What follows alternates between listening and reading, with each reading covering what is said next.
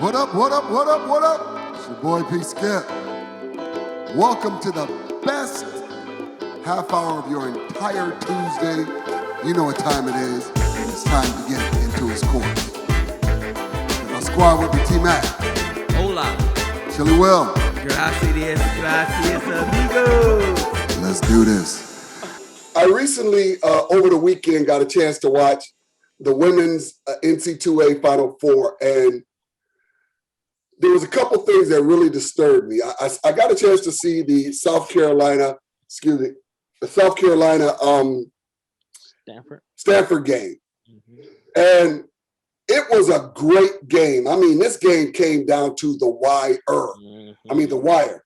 And what happened, what I saw, that really, there was a huge momentum changer because the game was going, you know, the lead change was changing left and right on a regular basis. And then in the last 2 minutes, it got down to Stanford was up by 5, but Stanford didn't necessarily have the momentum because South Carolina was fighting with them the whole time. I mean, it was a great game. It was. And so within the last 2 minutes, one of South Carolina players came down, was getting ready to, was crossing over one of Stanford's players. The player made the motion and purposely kicked the ball, stole it, threw the ball down court for them to score, which put Stanford up by 5. Rebecca Lobo and all the announcers was going, that was a kick. Why wasn't it called? And the ref was less than, and I'm not exact, 5 feet away from the call, watching it, and never did anything. Momentum switch. Stanford didn't like it, kept their composure, came back down, scored. Bam. South Carolina. So they're down by 3. Mm-hmm. So then they go back into things. Stanford comes back down, misses. South Carolina comes down and scores. Now they're down 1. So it's down to the last 30 seconds of the game. Stanford comes down and misses. Or no, they miss or the ball gets stolen. They dribble the ball back down court. South Carolina does. The girl goes up for a layup, and the player literally stiff arms her in the back and almost pushes her into the back of the court. And no call was called. She misses the layup. No call was called. Second missed call in the last minute of the game. Last minute of the game. Both major momentum switches. And so when it happens, everybody, I mean, the fans are hollering. The announcers are like, what is that? All this is blatant, looking like you are trying to set this up so South Carolina does not go to the championship. Because it looked like, how are you, first of all, on CBS, national TV, and you miss a call like this that's within 5 feet of you, and it's a layup, wide open. You didn't. Your view wasn't messed up, and you just let that call go. And consequently, South Carolina ends up losing. So I look at all this, and I think what I liked the most was, you know, Coach Staley, she kept the high road with this. You know, the scripture that comes to mind comes to when it says, count it all joy when you come into different temptations. You know, and that, because the testing of your faith, the testing and trying of you will build your faith, will increase your faith. And so I look at this and I go, what she did was her faith was tested in this area, because she could have very easily called, oh, you didn't want possibly 2 black female coaches coaching for a championship, which had never happened ever in the history of NC2A. She could have pulled the race card. She could have pulled you just want Stanford in there. She didn't do any of that. She just said, hey, my girls missed opportunities that they could have made. And so that to me showed major class with her. Major class with her. And I think, Will, you said you had an opportunity to meet her, man. I did. I had the opportunity to meet Don Staley. But first of all, just like you guys, I enjoyed her collegiate career. You Right. know, she was outstanding. She Right. was an outstanding pro in the WNBA. And then she came back to Temple to coach. And when she was at Temple, she was recruiting a young lady from Milwaukee. Her two brothers actually played in the NBA. Landry boys. Huh? The Landry boys. The Landry boys, right. Their sister was at King, and I was there watching the game. I don't recall who I was going to see, but I was there watching the game. And they sat me next to Don Stanley. And her and I struck up a conversation during the game. Now, of course, she probably won't remember this for nothing in the world, but I'll never forget it because she was just that kind of iconic figure to me. And I figured, I felt like I was talking to a full-blown, full accomplished celebrity. Right. But just her spirit, how authentic she was with the conversation, how much she was such a true sister. If you guys got an idea what I mean by that, right. It just made me feel so proud. And actually, I wanted the Landry young lady to actually go to the school and not for basketball, just so she could be under the tutelage of someone who I thought was such a wonderful spirit. So I'll admit, I wanted Dawn Staley to get into the championship and maybe get another crack at a national championship just because of that encounter that I had with her and how pleasant it was. Yeah, definitely. Mm-hmm. Yeah, Tim, did you get a chance to see the game, man? Yeah. I thought the game was great. I thought the South Carolina, the Gamecocks, they played Lady Gamecocks. They played well. I didn't think going into the game that, although they were a number one seed as well, Stanford is number one overall seed in this tournament, that they, were going to be as competitive as they were, but they really showed a lot of grit, a lot of character, and a lot of tenacity in battling back, not just against those two unfortunate calls, but even against the different size differential and things like that they faced with Stanford. Coach Staley, I think, is a wonderful woman. I liked her as a player when she was in college. She was All-American and went to the NBA and had the resume that, Will just talked about. And I think that the thing for me is that some people, when they, rise up the ranks, they can kind of get big-headed and can become kind of, a diva. And you know what I'm saying? You know what it is? Become stank. Become stanky. Exactly. Become stanky. She's that down to earthness. She's maintained that, still approachable, still cool, and still relatable. And I think that really translates to her coaching and her relationship with her players. I mean, the women's game, quite frankly, I was entertained because they were really balling. And I think that it's a credit to the women's game that you've had people like Coach Staley and others that have really, and the players themselves, really stepping up, because there's been this conversation, recently about, the disparities between the women's facilities and the men's facilities and pay and all these kinds of things. And I think that at some point in time, there was, I'll say, a gap in the entertainment quotient of watching it. I don't think that the women, they can't fly and do 360 dunks and all this kind of stuff that the guys can do. But as far as the other skill stuff, I mean, crossing over, step back threes, pump faking, going in, no look passes. I mean, the entertainment value of the game was really, really impressive. And I appreciated that about that game you're talking about, South Carolina and Stanford, and the competitive nature of it. And one last thing I'll say is that when South Carolina, Dawn Staley and Coach Staley was really keeping them composed, don't trip out, don't be all cussing out the refs and all that kind of stuff. Keep your composure and keep playing. When they had a chance to win, overcoming those 2 non-calls, they missed the layup in the end after the girl got pushed in the back, and they had an opportunity, despite that no call on that obvious foul, to tip the ball in off the rebound. Just the tip part missed, and the young lady that missed it immediately started bawling. And that was a sign of, we really wanted this, and it was painful to get this close and not get it. And it was inspiring to see that level of passion and desire. That's what this thing is all about. And I think for the rest of their life on the basketball court and off of it, that experience will be a life lesson, a teachable moment for them that they're going to be able to dig back into and pull themselves out, because that moment in time was such a terrific moment and so powerful emotionally. It can be a lesson in so many different areas, of life. And I expect them to be back, quite frankly. Young teams, some of their stars are still, got some eligibility left, and they were really, really balling. So I think Dawn want to get her lick back, and then players want to get their lick back too. So hopefully they'll be able to get as far or further even next year. There's some losses that are just devastating to you, but then there are some losses that are fuel for you.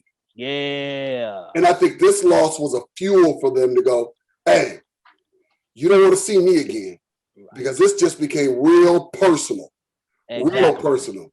And I think that's what happened with them. Hey, just staying with college for a hot second. Hey, did y'all see Roy Williams retired from North Carolina? Yes. Yeah, Pastor, can I just indulge you for a second before? Yeah, go ahead, man.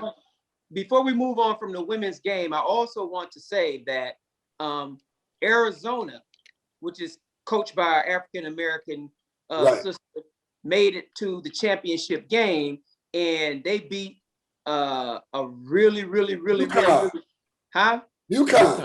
They beat the King Kong Godzilla of women's basketball. Really tough UConn team, program, coach, etc. And one of the things that I think fueled them is that when they did the advertisement for the Final Four, some genius person didn't include the University of Arizona in the advertisement. How does that get past quality control, Tim? Hey, Will, Harry Houdini shouldn't have been able to pull that off, man. That's crazy. If I'm UConn, I'm thinking they set me up. Right. And that's all I want to say before we move away from the women's game, which all three of us agree. I love it. I love women's basketball. Yeah. I've been loving it for some years. Yeah, what's funny is, ask Dallas how that can happen. Because they did it to Dak. They did it to Dak. They had to pay him. Ask the New Orleans Saints how that can happen. So it can't happen. It can't happen. But again, going back to Roy Williams, what an amazing legacy. But I kind of had a feeling when these 5 stars stop coming to these different schools, I kind of had a feeling some of these older coaches was going to say, I don't know if I want to coach 4 stars. I don't know if I have the energy to teach and train these cats versus just having an offense that these 5 stars could just go and do their thing in.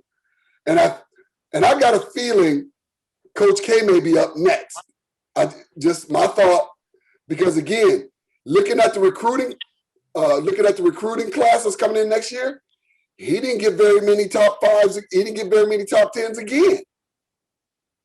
So I'm looking at this, I'm going, the tide is changing for the Blue Bloods. And I think they're looking at the writing on the wall and say, I think my time is up. It may be time for a younger, fresher, new idea coach to come in and take this to the next place, or be an intermediate coach until we get there, and then a real coach comes back in. But we'll see. But I think this is the beginning of some changes that are getting ready to happen. I really do. So listen, some amazing things happened during the trade deadline. Some things I thought that would be just kind of, I was kind of like thrown off by some of it. And I thought, okay, well, what did it really do for you? Like, for instance, the Bucks got, first of all, we got Tucker. I kind of understood Tucker. I really did. But then we just recently got Jeff Teague. And I'm looking at Jeff Teague and I'm going, okay, so are you an upgrade from George Hill? What? Well, Jeff Teague was an upgrade from DJ Augustine. Right. He's definitely an upgrade from DJ Augustine. Okay. Now, if he's an upgrade from George Hill, my opinion is yes, but that's yet to be seen how he performs. I mean, but his resume and George Hill's resume, George Hill's got probably a better resume, but Jeff Teague has probably been financially compensated probably double, if not triple, of what George Hill has. But he upgraded DJ Augustine, and I think that's a huge upgrade for the Bucks. Do you think these two players will help us win the East? That put us over the hump to win the East? I don't think they. I think they help, but they're not the answer. I think if the Brooklyn Nets hadn't went nuclear the way they did, I think that the Bucks would probably come out of the East. But the Brooklyn Nets are so scared of LeBron James that they went and got the best ushers, the best popcorn salesperson, the best parking lot attendant. They so scared of LeBron, they just had to have everybody on their team. Well, they learned from the Yankees how to buy a team. They learned from the Yankees how to buy a team. But think about it. They just got why is his name Aldridge? LaMarcus Aldridge. Yeah, they just got Aldridge. So they got Aldridge, they got Blake Griffin. Yes. And so they have almost their starting five could be all-stars. They starting five have been all-stars before. Right. And so my question is this, is this a quick fix? Because most of these guys' contracts are ending next year. And are they going to be gone after those contracts? Because there's no way, there's not enough money in their revenues to keep all of them. So are they trying to say, well, listen, for this year, we all in, see what happens. If it don't work, we're busting it, we're blowing it up. Because Blake Griffin is going to ask for more, and Aldridge is going to ask for more than what he's getting. I think they're on loan. I think those two are on loan, and I think the other three all-stars are permanent fixtures, and they'll find out who else they can put on loan next year that will fit snugly under the salary cap. Because every year there's some people who get bought out. There are people who get traded. So Brooklyn, if they keep those three as a core, they should be able to fill in the spaces with people and keep this rolling for quite some time, actually. Well, we'll see, because go ahead, Pastor. Whose contract is up soon? I think Harden has only had like 2 years left on his deal. Yeah, but the way he's playing, particularly if he gets the MVP this year, they ain't letting him go nowhere. And I think that, those three anchors, KD, Harden, and Kyrie Irving, those are going to be, the cornerstone of the team. I think the challenge for me is that they still have to win now. And I'm not convinced that they are, on paper, of course, they look like they're the best, but I'm not convinced that they're going to come out of the East and win the championship, because all three of those players, their main cornerstones, are flaky. And Blake Griffin and LaMarcus Aldridge are past their prime, although Blake Griffin has shown, a little bit more signs of it. And they've been pretty effective thus far. Come playoff time, they're going to have a target on their back. And will they be able to withstand any adversity? They've had a nice little run recently, winning 20 of the last 23 games and things like that. KD hasn't been playing, though. And so the ball distribution has been a certain kind of a way. They've been able to develop some sort of kind of chemistry and rhythm. Harden and Kyrie in particular, I'm talking about with that.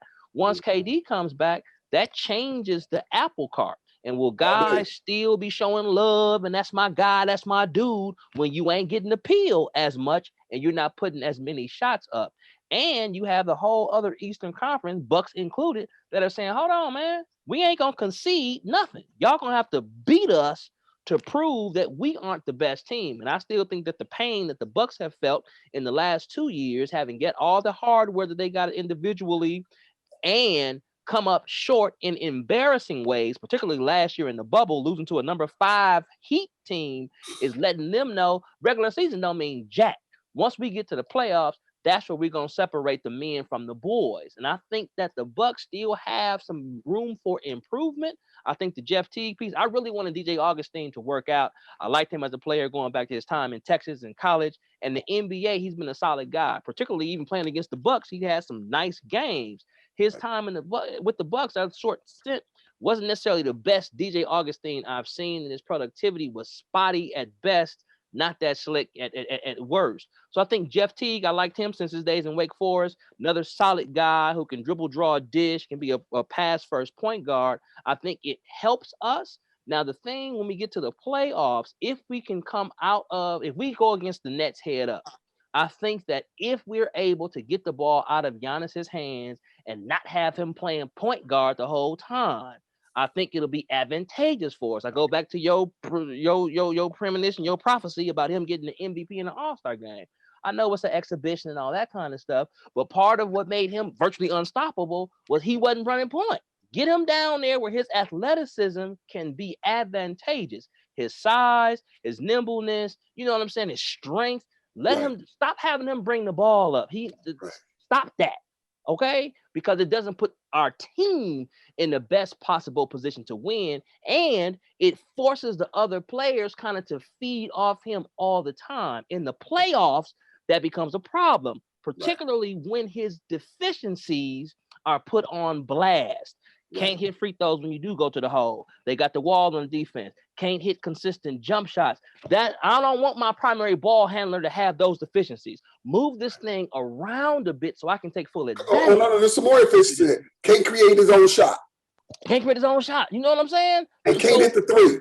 And that stuff becomes a problem in the playoffs. Do we have enough pieces? How do you win back-to-back MVPs with all those deficiencies? I still try to figure that out because the MVP has to have all four of those things. You got to be able to hit the three. You got to be able to create your own shot. You got to be able to hit free throws, and you got to be able to hit that mid-range and got to be clutch. He's none of those. I think the MVP piece is not necessarily always purely based on who the best player. James Harden said something that was kind of controversial when he said it, but in retrospect, hindsight being 2020, he had a point. He said, hey man, when he didn't win the MVP versus Giannis, he said, hey man, dude is 7 feet tall and makes most of his baskets off dunks. That's a fact. You know what I'm saying? And so if you have some physical advantages, you just got some physical advantages. That don't make you the most skilled. And I think the MVP race is other factors go in, not just purely the best. Because Michael Jordan, every year he played, should have been MVP. He wasn't. LeBron James only has 4 MVPs. He should have more than 4. He didn't get them every year because there were some other factors going into play. Now, I'm not saying Giannis isn't good. I like Giannis. I think he is a good player. I'm purely saying that in the NBA, you have 2 distinct seasons that have 2 distinct characteristics that you need to master. You got the regular season and you have the playoffs. And what we've seen, whether a person agrees with what I'm saying or not, is that we had the best record in the NBA the last 2 seasons with the MVP the last 2 seasons, and we got bounced out the playoffs before we got into the championship. What that means is that ain't enough. You need some other things. And the reason why we got bounced out was because our MVP, our main guy, just has some areas that he could stand some more improvement. I'm just saying we need that improvement for us to get further in the playoffs. Not saying he ain't still good. He is, but the deficiencies become more glaring and problematic come playoff time because the complexion and the strategies of the game changes. Now listen, let me say this. We all love a good steak, right? Yes, sir. Yes, what's your favorite cut? Medium. Cook What's mine medium. Cut? Huh? What's your favorite cut of steak, Will?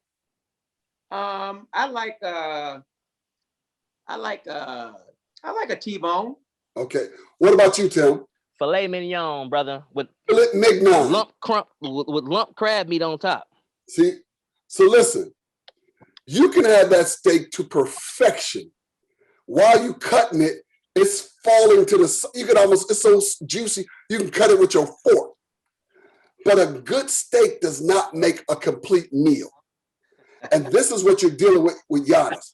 You got a good steak, but he doesn't create a full meal. And so you need some other vegetables and some other things that makes this team a meal. The Bucks are still just trying to think, if I just keep seasoning him right, that's going to be enough to satisfy us when we put that out there on our plates. But it's not.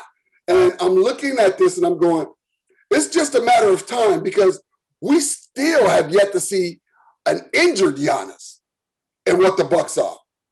He's, they've sat him some time, but we still have yet to see this. And I think part of the reason why we got Jeff Teague is because of his relationship with Coach Bud when he was in Atlanta. And so you're dealing with that. You're dealing with some other things, but I don't think this was enough to make anybody go, oh, that was an upgrade for the Bucks that, there may be some issues with it. So listen, let's just look at some of these areas, some of these teams that got some upgrades, and we'll go from there. So again, we said Brooklyn upgraded by getting DeMarcus Aldridge. So now they got a backup for the other AD, not Andre Drummond, their center. I can't think of his name. They came from the Clippers. Jordan. Yeah, Jordan, right. DeAndre right. Jordan. Andre Jordan. DeAndre Jordan.